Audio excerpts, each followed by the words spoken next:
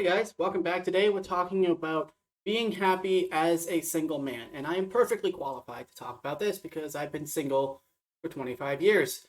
And it's by choice. I just feel like a relationship is not something that I've really been into. I've always been on this sort of self-improvement kind of journey. And so I'm going to go over with you just a few things on how I maintain my happiness and I don't let the loneliness cripple me and just make me cry in the corner. It's like nobody loves me. Like that's not the vibe at all.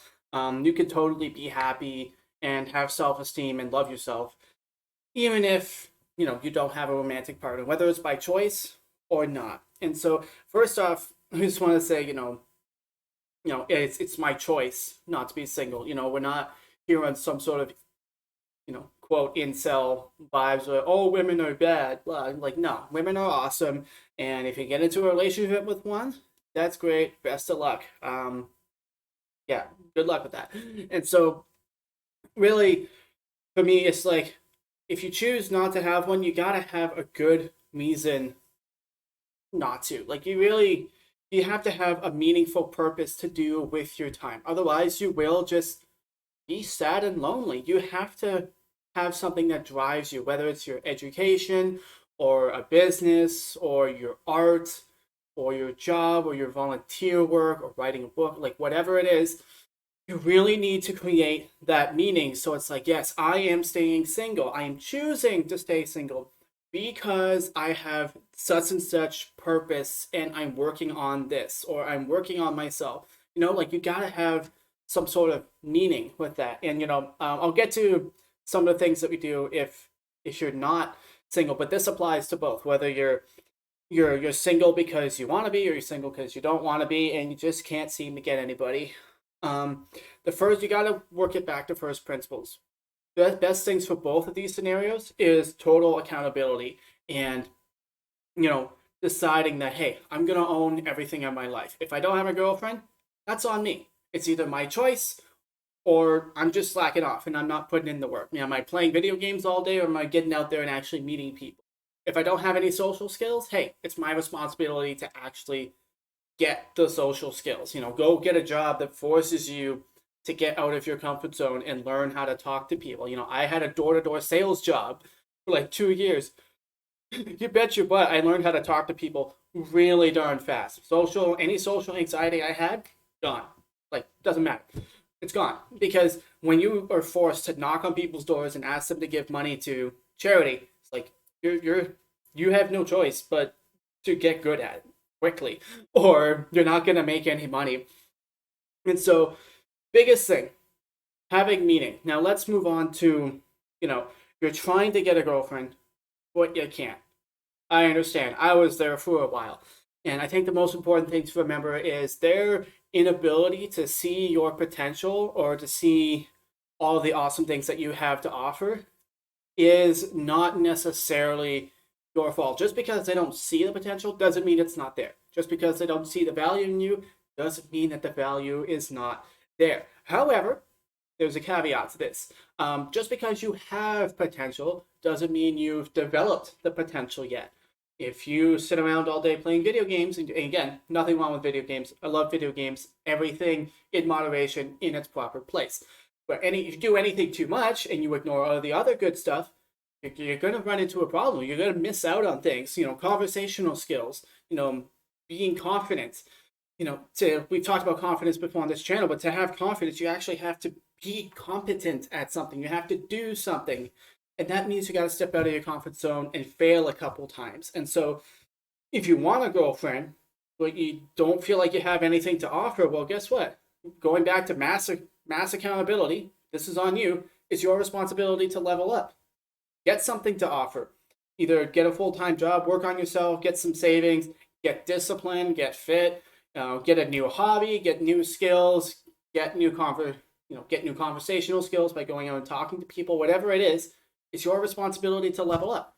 You have unlimited potential and you have so much value to offer, but you have to manifest that value.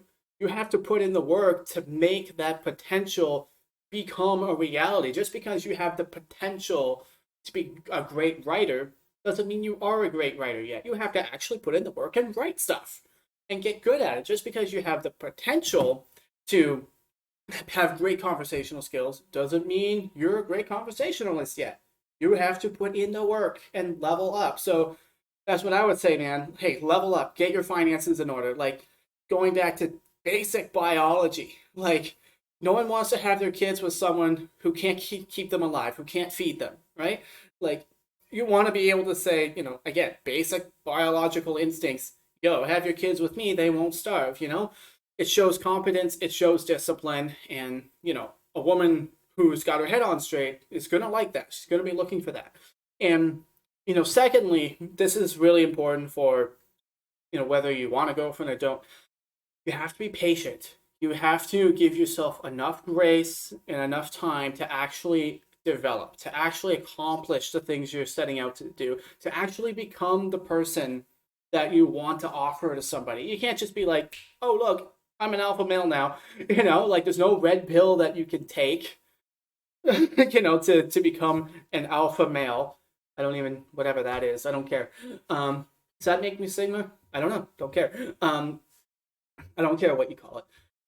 It's being able to have value and provide something worthwhile in a relationship that can actually be stable. And so, I'm no expert, but that's kind of the way I see it. And knowing that you're working towards that will go a long way to being patient and being happy with yourself and with progress. But you have to put in the work and you have to keep making progress, because happiness is like a derivative of progress. You're happy when you're working on yourself, when you're getting better. If you're sitting in a slump and things are getting worse, well, guess what? You're probably not very happy. And so progress is the key to happiness, and patience. Whether you're looking for a girlfriend or you're not, you're putting your head down, you're grinding, you're studying, whatever. Doesn't matter.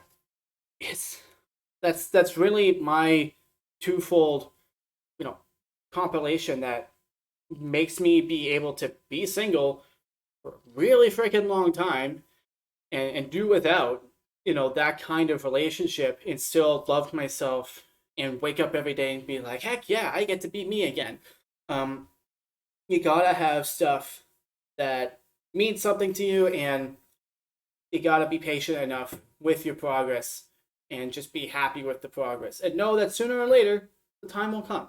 You'll meet somebody, either you'll reach out to them and again, if you're trying to meet somebody, you got to put yourself out there. It's a numbers game. When I was doing door-to-door sales, the more doors I knocked on, the more likely I was to get a sale. It's that simple. If you don't go out with anybody, if you don't try, well, guess what? Nothing's going to happen. So if you are looking, remember, it's a number game. Law of averages. The more people you talk to, the more likely you are to meet somebody special. And so be bold, be courageous. Don't let anybody stop you. I love you guys. Hope this helped you. See you later. Like and subscribe, and let's see where this thing can go.